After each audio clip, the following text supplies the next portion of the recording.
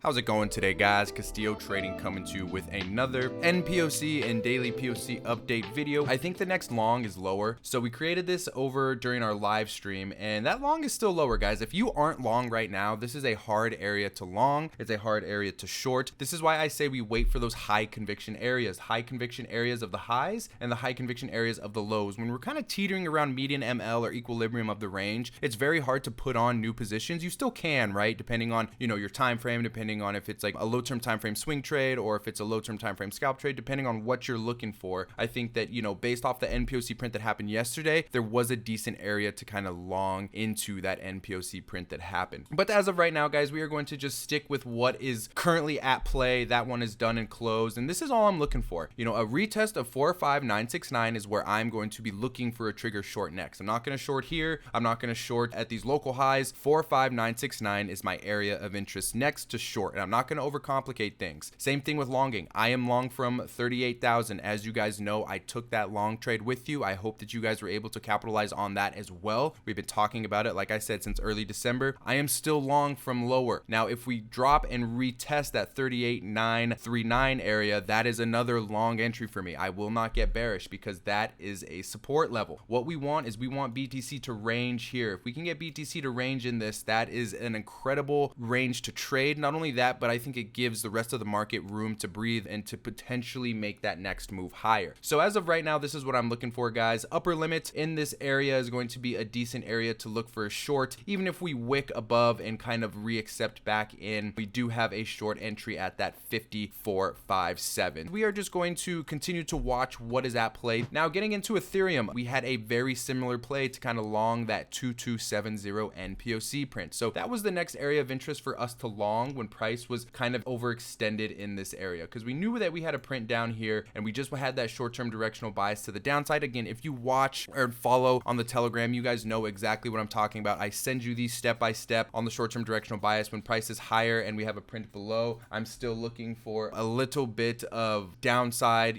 based off of where that print is. So yeah, we're going to stick with this. We did have the long from the live stream down at 2270 playing out somewhat well so far. We do have the short-term directional bias print at 2340. I think once closing this area that we can kind of get that run up that we were looking for. This is just kind of playing out exactly how I wanted it to play out. We drop down, close 2270, move on to the next, and then we can kind of shoot for this 2340 and 2474 area on Ethereum. And again, not going to overcomplicate things, guys. That's what I love about trading. That's what I love about my setups. That's what I love about simplicity, finding support and resistance. You don't overcomplicate much. But as far as where we're looking to long next, if you weren't willing to long 2270, I think that the next long is going to be down here at this 2037 area. Do I think it happens? I actually don't. I really think that ETH kind of starts to catch a bid here pretty soon. As long as we can get BTC to kind of go sideways, I think ETH and the rest of the market can really catch up in the coming weeks, the coming months. Now, does that mean go all in right away? No, you still have to be grounded and kind of have your game plans that you're kind of looking for. But yeah, this was our next area of interest to short, 2270. That's what we're getting. And now I'm looking for a retest of these nPOC higher.